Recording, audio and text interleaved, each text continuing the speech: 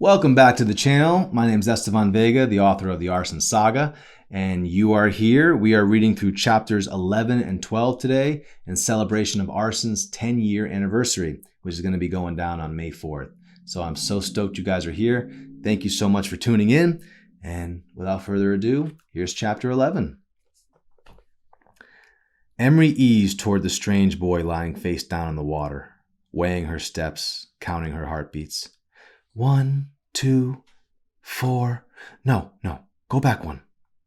She made a mental note not to get worked up one bit. She told herself it was nothing, but that didn't stop chills from racing up and down her body. Part of her struggled to calculate what she might say. The rest of her wondered what he was doing. Was he coming up for air? He was so still. Emery studied him, his back arched against the surface enough to stay afloat. No signs of movement. Who exactly was he trying to impress anyway? Maybe her mother wasn't completely wrong. Maybe this boy and whoever else occupied the shack behind her really were from some strange, distant world. Is he ever coming up? Emery checked her watch, beams of sunlight reflecting from Mickey Mouse's nauseatingly joyous grin. His smiles had seemed like miracles when she was 5, but there was nothing funny about a boy drowning himself. This wasn't a game anymore. Perhaps this was if he would simply move, kick his leg or something, then she would know he wasn't dead. Oh no, she thought, anything but that. She never liked to admit it, but watching people die terrified her, right down to her bones. It always made her question what lay on the other side. Heaven or hell? God or the devil? At the thought, Emery fidgeted, thinking back to the time when Tina, her cousin, had been found on the bathroom floor, eyes rolled back in a deep sleep. The panic of that night revisited her now. The slow breaths that followed felt like a spell that even now forced fear upon her. It was a miracle her cousin had survived. That was more than enough drama for an entire lifetime. "Hey!" she yelled, flailing her arms to try and get his attention.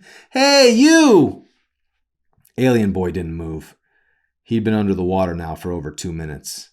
"It's time to come up, whatever the problem is. I swear you can handle it. It's not as bad as you think."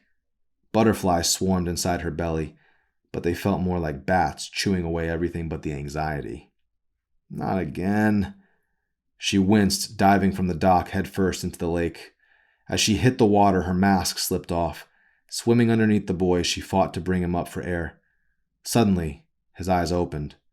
Paralyzed in fear, she screamed, heart racing, her throat swallowing the bitter water that fought to enter. She sank deep. He noticed her, but she wasn't ready for those eyes. Immediately, the boy went into a panic. Bubbles popped from his mouth as he emerged. The mask drifted by him, startled him. He reached out to grab it, taking in more oxygen. Emery's ferocious struggle to breathe outweighed logic, but he tried to help her. But she rejected him. Her fingers slid down her face. The rough spots of the scars made her regret diving in at all. What was she thinking? The fate this boy might have endured would have been better than seeing her without her face.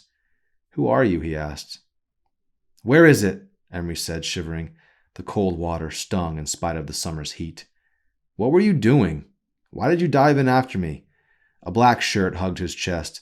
Jeans clung to his waist and sagged as he started to climb up the dock. "Are you insane? I was trying to save you from making a colossal mistake." Emery was nervous, painfully nervous. "Where's my face? Give it back to me!" "I don't need anyone to save me," the boy spat, brushing back his soaked ash-brown hair. "Please, just give it back. I want my mask. If you want to, go back to drowning yourself for all I care, but I need that mask back now." "What are you talking about? And why are you covering your face?" he asked, staring down at her from the dock, eyes locked. Emery observed the boy through narrow slits her fingers had allowed. Letting her hair fall down, she said, "What are you looking at?" Emery climbed up onto the ground. "Put me out of my misery," she thought. "What is it?" Arson asked her. He should have been more careful, shouldn't have been trying to clear his head, not with new neighbors, new nosy neighbors like this girl. "It's a mask." Her voice was muffled because she buried her face in the fabric of her shirt. "What, you've never seen a mask before?" "I have, but not one like this. It's freaky." For a girl. You friends with Michael Myers? She shrugged. Typical. Why do you wear it? What is this, 20 questions? She seethed. It's for my safety. Against aliens. He grinned. You believe in aliens? Whatever. Look, can I have it back? She said, reaching. The freak show's over. Arson handed it over and stepped away, giving her some room to gather herself. He couldn't imagine why she would need a mask or why she wouldn't let him see her face. In a society where most girls hid themselves behind thick gobs of makeup, she hid behind a creepy mask. Thank you, Emery sighed. Please don't look at me. She turned around, noticing that her clothes were completely ruined. The long skirt, which before the triumphantly stupid rescue had swung at her shins with wrinkled burgundy grace, was now torn in 2 different sections. Her shoes would surely take hours, if not days, to recoup from the underwater fiasco. Her shirt was covered in grass stains. As she turned around, she caught him staring at her again. Quit it! Man, someone woke up on the wrong side of the bed. Well, sorry if rescue diving wasn't on my agenda of stupid things to do today. The girl's slow and spooky breaths were almost haunting. No one asked you to dive in and save me, whoever you are, Arson replied, hawking a wad of sticky saliva into the dirt. You're twisted, you know that? Someone tries to help you and you throw it back in their face. My mom was right. Emery started pacing the spotted lawn, her feet squishing and sliding between wet socks. All I wanted to do was come over here and cordially introduce myself to the alien. Arson wiped the water from his face, but confusion remained. What's with this alien thing? She sighed. It's just my family didn't know you. I still don't even know you. Whatever. My mom and I were talking last night and...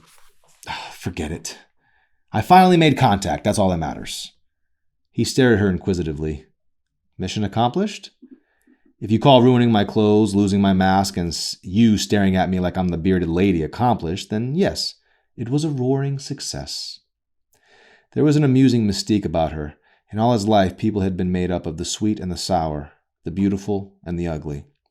But she was unpredictably unique, somewhere in between, somehow indefinable. What's your name?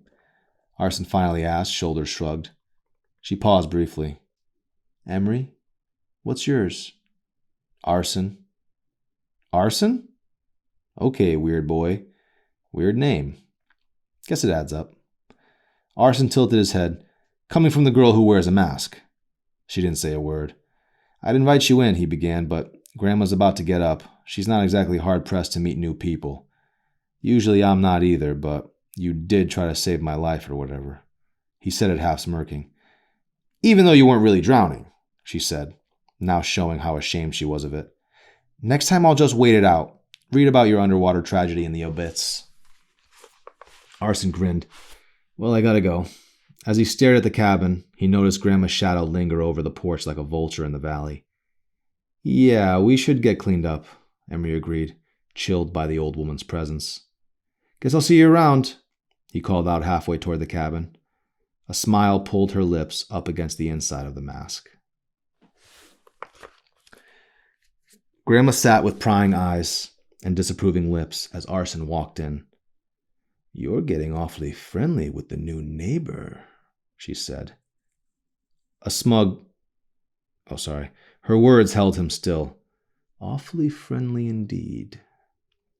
A smug yawn stretched her wrinkly mouth, and her wrists tugged backwards, yanking the fabric through the slit her fingers had made. From the looks of the threads in her hand, she was sewing a new blanket. I know, Arson said. Shivers slid down the back of his wet neck. Would you close that door, love? We don't live on a farm, for heaven's sake. Arson stepped back and pushed the door shut, the wind escaping from beneath the wooden frames with a soft whisper. He knew what was coming. He never meant to upset her, but he was well aware that he'd already done that.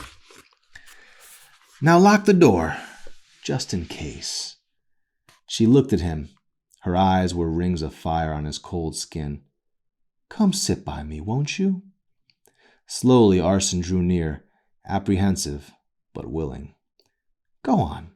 I'm not going to bite you. Just want to talk, that's all. A graceful set of dimples sucked her cheeks in a bit as she made the request, tapping the seat beside her. She looked innocent enough, white hair scaling across her shoulder and eyes that baited him. He fell into the seat and kept still. Awaiting punishment was a far more difficult task than being honest with his grandmother. The way she looked at him, as if he'd committed crimes unable to be uttered, made his bones want to shatter. Her gaze was inescapable, and her mouth shuddered, but didn't speak. Each wrinkle in her face had an opportunity to manipulate and condemn. Each passing second did the same. "So what's her name?" He bit his lip, quickly spitting out, "Emery," before having a chance to even think. "That's a sweet name. I'll bet she's a sweet girl." Grandma led another line of fabric through a loop with her needle. She looked focused, eyes never drifting from her work. Arson knew she was playing nice, but wondered how long it would last. "I guess. We only talked for 5 minutes. "Well," Grandma said matter-of-factly, 5 minutes seemed like enough time to get her clothes off and hop into the lake. Her accusing, biting tone sliced through the air like a knife, cutting deeper than metal ever could. Arson's elbows hit the table, frustrated. Right then, Grandma smacked them both hard with the back of her hand, her diamond ring splitting open a chunk of his wet skin. Tears of red slipped out. "Like I said, she seemed sweet." "We weren't skinny dipping," Arson pleaded. "We weren't even swimming." "Of course not. Heaven forbid." Grandma's fingers guided her mood, the needle a forecast to the manipulation that would follow. Arson didn't like it. He wanted out of this interrogation in which Grandma played both good cop and bad cop. The white walls and manila envelopes, the complimentary coffee and handcuffs were replaced by condemning eyes, a needle, and a bitter speculation. Convicts in movies rarely made it out of such cross-examinations intact. Winning just didn't seem possible. "I swear, I think she was trying to rescue me." Grandma stopped sewing altogether and placed one hand on top of his. The bad cop was breathing now. "This little tramp is trouble. I feel it in my bones. Henry feels it too." Arson felt his eyes roll like marbles inside his head. "Don't you dare mock me," Grandma hissed, smacking the table. "And don't you dare mock your granddaddy. You know I don't like you going into that lake. You know how it bothers me. Don't you care about me anymore?" Arson nodded weakly. He brushed the dark, wet strands of hair away from his face and tucked them behind his ears. She was suffocating him. "You're not a fish, for heaven's sake. The Lord gave you 2 feet.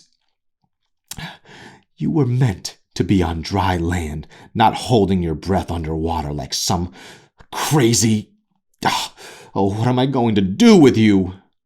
She stood up and sighed, rubbing the crevices on her pale face. Her eyes were cold and condescending, 2 dreamless windows. "It helps me think," he replied. "What on earth could you think about underwater that you can't think about in your own house?" This wasn't his home. This wasn't hers either. It was only a walled building that kept them inside, dying little by little, waiting to consume them both. She didn't understand that, but he did. Home for them no longer existed. It was a fairy tale, a dream. Grandma needed to wake up. "I don't know." Arson shrugged. "The lake understands. It can sometimes be quiet underneath." "It understands? It's quiet?" She nodded mockingly. "I'm done listening to this nonsense. Get your skinny hide on up to your room." Reluctantly, Arson pushed the seat back and got up, the wet stain from his pants dripping off the chair. With a deep sigh, he marched to her command like an obedient soldier, told what to do, how to think, and how to feel. "You'll have plenty of quiet time to think, all by yourself."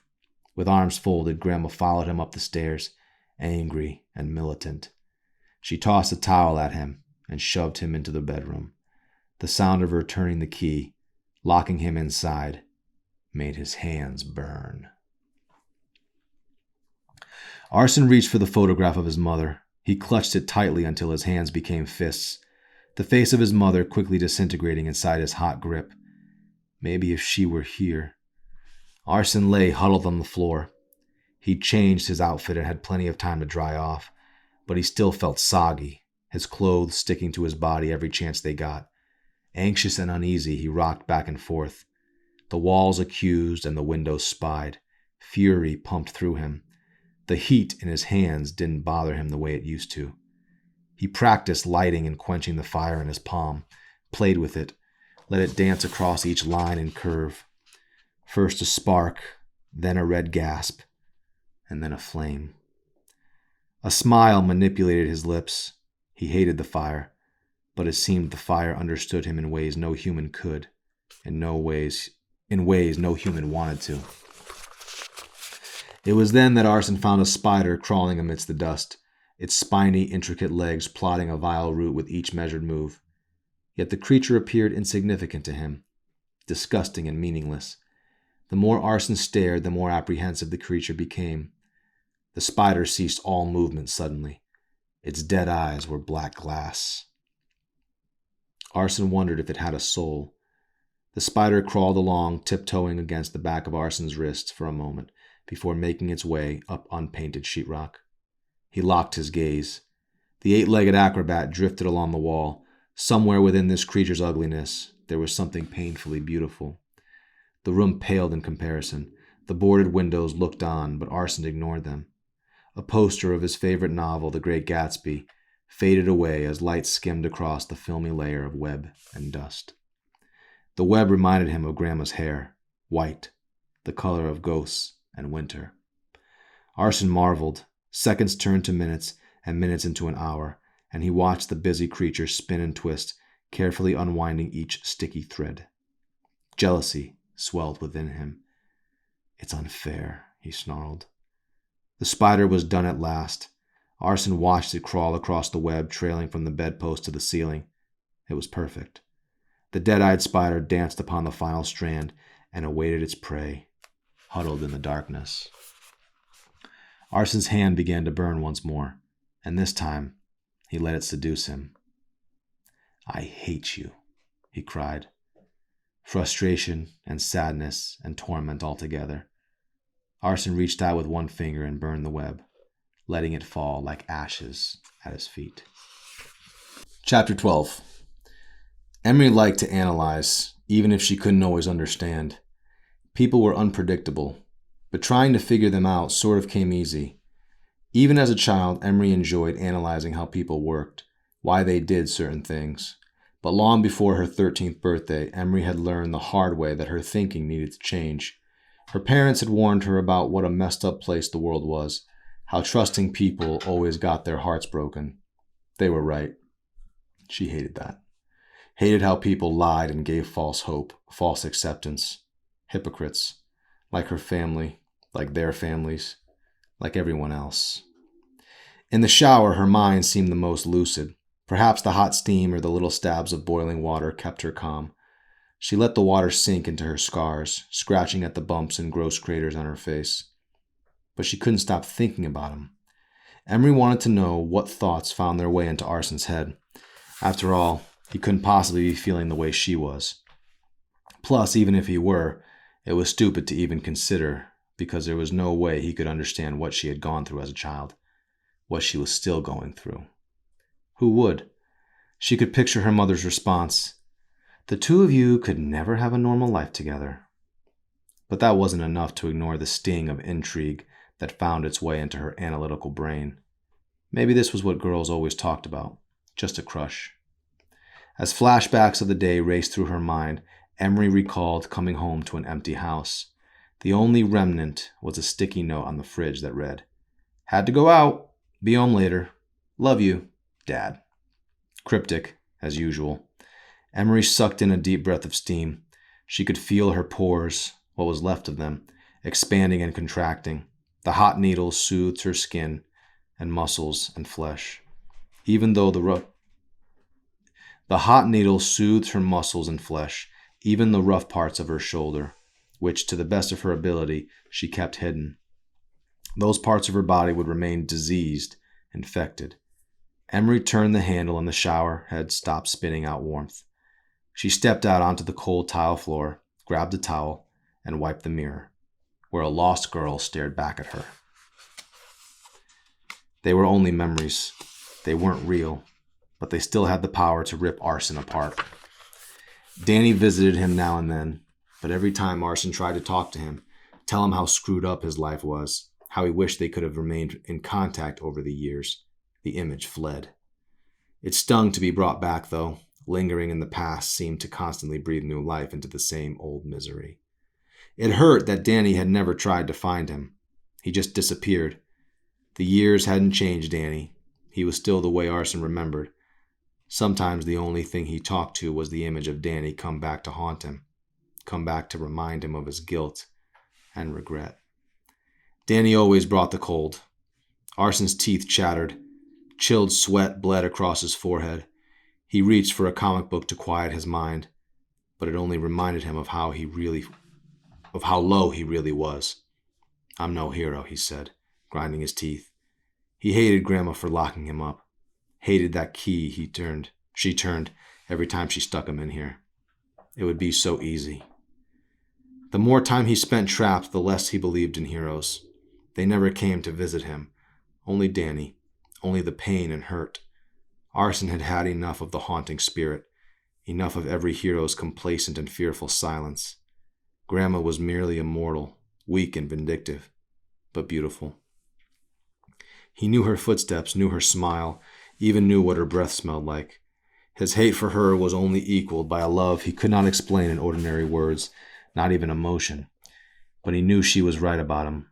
The punishment explained that clearly. "I am a monster," he whispered to himself, throwing one of his comic books across the room. "I am." Arson began burning the comic books under his mattress and in the closet. The fire turned it all to ash and dust in minutes. Heroes, like memories, weren't real. They only appeared to be. What was a hero anyway? Did it cry? Did it bleed? It was too hard to be good in such a vile world. Arson banged his head against one of the walls, chips of sheetrock crashing down into his greasy hair. He seemed to find some sort of pleasure at burning away the heroes he used to idolize, mere casualties of an unfair war. Arson closed his eyes, and when they opened again, Danny was gone. "I don't fit," he uttered, in breaths not even he could hear. All right, people. That concludes chapter 12. You've made it this far. Stick around for more. The rest of the book, I promise, gets even better. See you tomorrow. Thanks.